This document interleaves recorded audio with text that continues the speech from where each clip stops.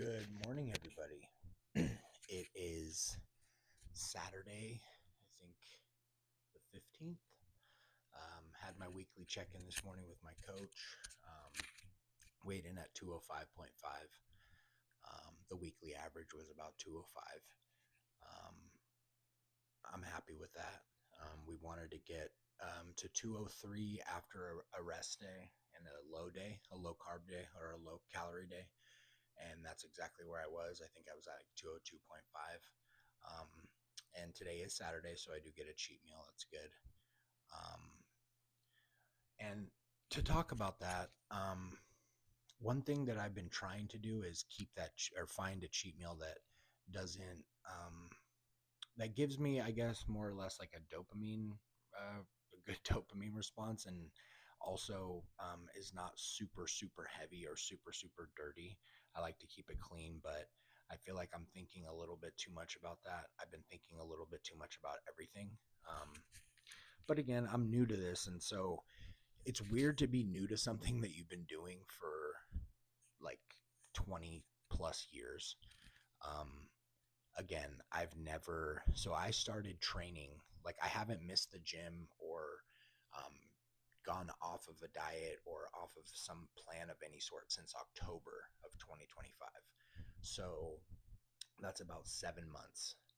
And in 7 months, the what I've done is more than I've done in the last 20 years. And I did it in 7 months, but because I had some direction and I had people telling me things that I had no idea about, learning as I'm going. Um, and here's really where I wanted to go with this. I'm going to tell you guys a little story, okay? I'm not going to get into specifics about some of the stuff because, frankly, it's not relevant, and it's just not relevant. So in October of 2025, okay, I got a coach. I just wanted to get back in shape. I had no discipline. Every time I'd say, hey, I'm going to go to the gym or I'm going to wake up in the morning to do this, I wouldn't. And it started to bother me. So I said, I'm going to get a coach and I'm going to get some structure back in my life. So within 2 months before the new year, I was sub 200. I think I started at 240. Okay. So in 2 months, I got down to like 199, like right before Christmas. And then I remember distinctly what happened. I was on Instagram and I saw Nick Walker post 16 weeks till the Arnold Classic, whatever. And that, I remember it distinctly. That right there, I was like, And crazy, my first question to myself was, do bodybuilders get cheat meals during prep? And I figured that question out, the answer to that very quickly. And the answer is no. You do get calculated refeeds sometimes if you need them, like a burger or something like that, but there's no cheat meals, like none. So I asked my coach at the time, I said, hey, can we treat the next 16 weeks like a prep for the Arnold? He said, yeah. He said, it's going to be fucking hard and it's going to suck. I'm like in my head, before I knew anything, I'm like, dude, I got this. Like, no fucking problem. Like, I'm not, come on. So we started, and about 8 weeks in, I started to realize, like, this is why there are people that do this and there's people that can't do this. And then week 4. Now, from week 4 on, basically, or well, let's be real. From week 8 on, really, sex drive starts to fucking go. Emotions start to go. Your main goal in your head is just survive, like that day, like get through the day. And yeah, um, that's all you can. And you're literally just waiting the hours between meals. It's miserable. And then when you start to get down, when I was getting down to like 1,300 calories, dude, I was in survival mode. I didn't even know, like, I was going to bed at like 7:30, waking up at like 3 a.m. And it was just, and a lot of it was, oh, I want to wake up in the morning and do my cardio and do like, and just get that shit out of the way, like, because I was just so focused. But the reason bodybuilding is a lonely sport um, is because of what it takes. And um, I learned that, right? And you can't expect other people to understand. And especially when um, normalcy is completely stripped from any sort of relationship, friendship, any sort of anything like that. No, you know, you can't eat anything. I can't eat anything different than what I'm eating here. I'm not happy. I'm not playful, emotional, funny, talkative. So that can be difficult for a friend or a person that you're with or something like that. You know, it sucks. Now, one thing that I promise you that I would never consider or ever even think about doing was quitting or stopping. Now, that was a decision I made. Selfish one, yeah, for sure. Um, but I'm gonna tell you something right now with fucking 150% certainty. Had I quit, I would have regretted it for the rest of my fucking life. Period. Even if yeah, I'm exaggerating. But had I quit and I won the lottery, I still would be fucking miserable and regret that. So, what I did was I fucking finished it.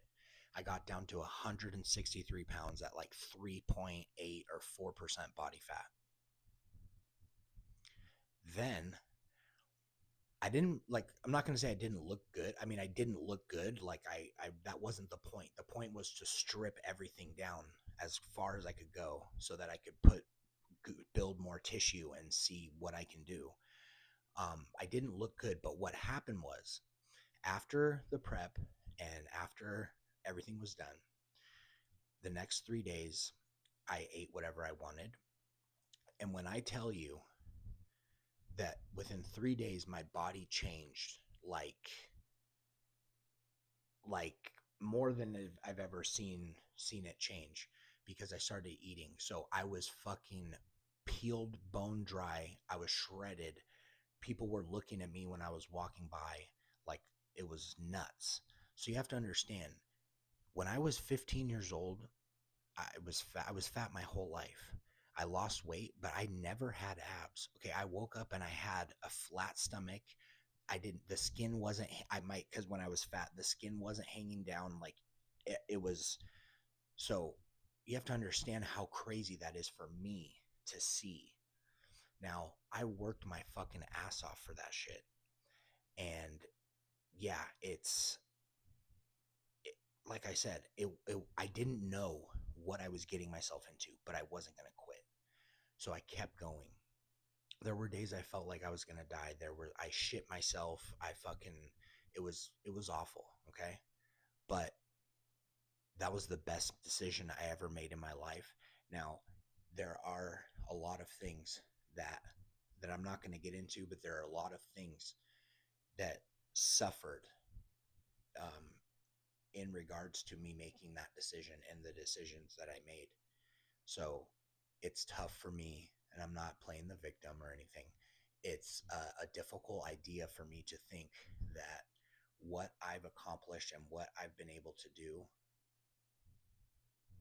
for myself was great, but in turn, what it did for other aspects of my life completely destroyed. Um, but I'm stuck with this, and like I'm not gonna what get out of shape or what, like that's not gonna fucking happen. So I'm stuck in between this place where it's like, am I um, pleased with the way I look every day? Yeah, but there's other things that I don't have anymore that are important. But um, yeah, I'm just stuck in between this place. But um, at the end of the day, did this, and I'm always going to take accountability for things that, like, for my actions and my decisions and my choices. So um, I'm in the off season now. Like I said, um, the food is high, um, and yeah, I'm just looking forward to the process. But I just want you guys to know, like, a bodybuilding prep, like whether you're a real bodybuilder or whatever, like what it does for you is insane. But if there are other things in your life that you're not willing to sacrifice, like, this might not be for you, because you will. I mean, not there's exceptions to every rule, but I'm gonna tell you, I picked this, and you see anyone here ever with me? I don't. Hey, I'm straight. I'm good, but it's lonely, dude. I mean, you got to learn how to be alone, and I've learned it. I love it. So with that, thanks for watching. It's been a while since I uploaded, but yeah, that was a Saturday story session with Scotty Buckets. All right, you guys, see you next time.